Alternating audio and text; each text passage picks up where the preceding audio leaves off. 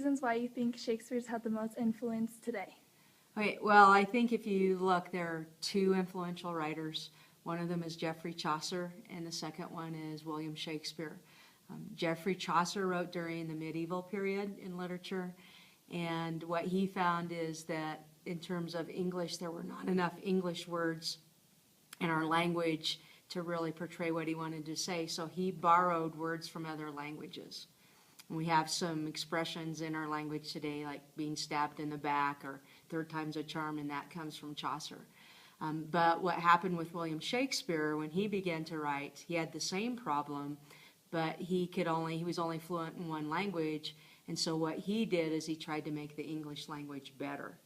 And it's because of Shakespeare that we have grammar. So those of you who hate grammar, you can thank Shakespeare. He did a lot to standardize grammar. He did a lot to standardize spelling rules.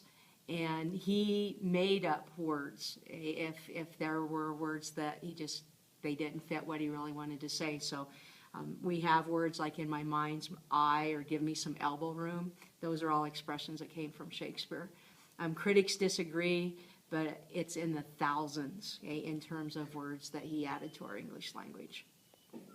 If you look at his experience as a writer, he became more accomplished towards the latter part of his career. He wrote 37 plays.